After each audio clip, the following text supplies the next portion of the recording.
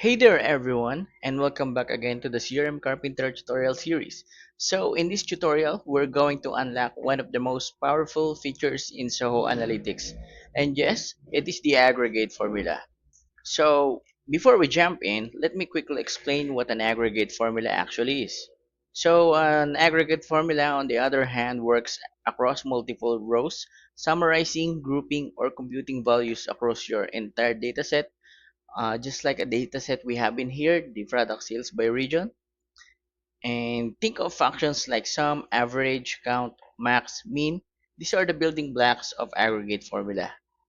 So the first step to create an aggregate formula is to create a summary report from our table. So once our report is open, we can create a chart within here. So let's click this add button in here, create new, and select a chart, a pivot, summary view, query table, or anything that you want to create or to visualize your table. So in our case, we will create a new chart view.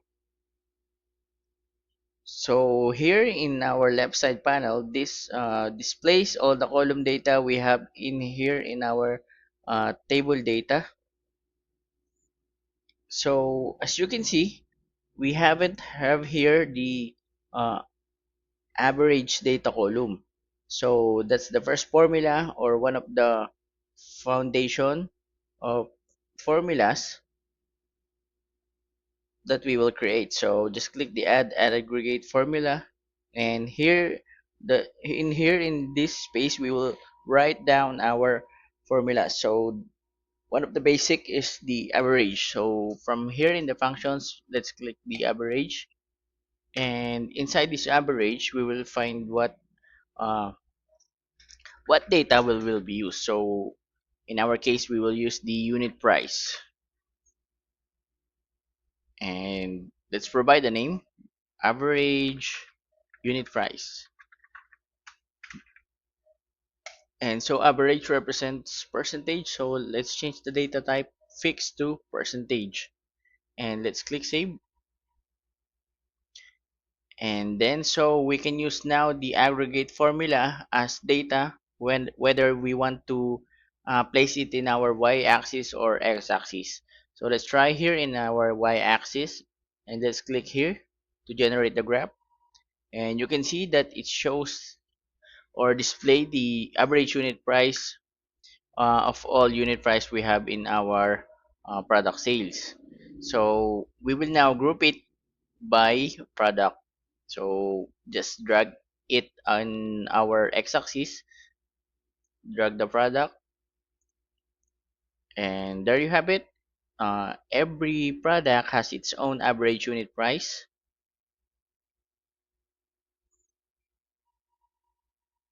and so we can also filter it by timeline. So in here we can see that we can filter it out by year, quarter, month, weeks, or even a custom range. And we can also filter it by relative. So when we say relative, it's like last year, last quarter, last month, last week, or previously, or the next year. So looking at the table, we can see that um, all the data from here is coming from the year 2023 up to 2025. So let's filter it by the last 3 years. And in here, it was all filtered out by the last 3 years based on the data table we have here. So that's how easy you can aggregate formula. So the next formula, just to add another one, we will now find the wholesale revenue. Okay, so what function we will use is the sum if. So sum if the customer type is whether a wholesale and total price. So customer type, this should be base and equally formatted, title case equally from the table data that we have. So customer type equals wholesale,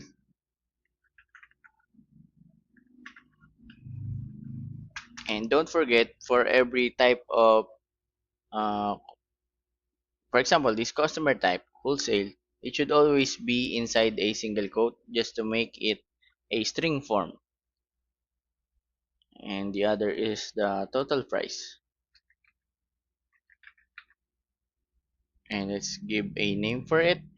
For our formula, wholesale revenue. Let's save it.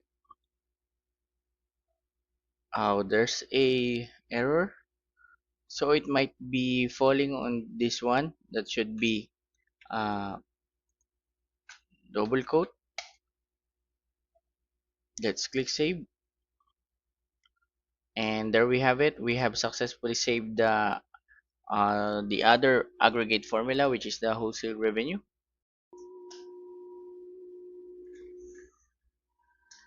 And so we will use this wholesale revenue uh, to add up in our chart.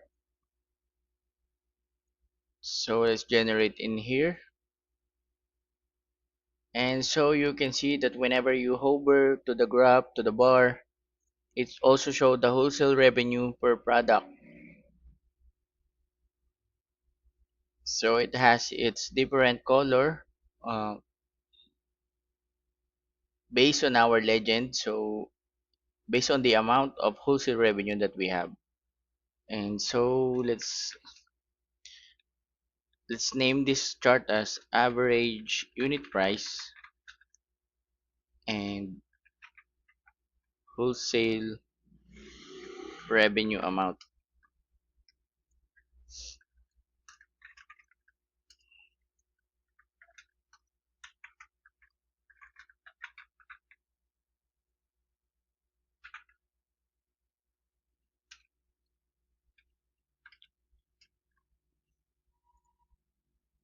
Let's click save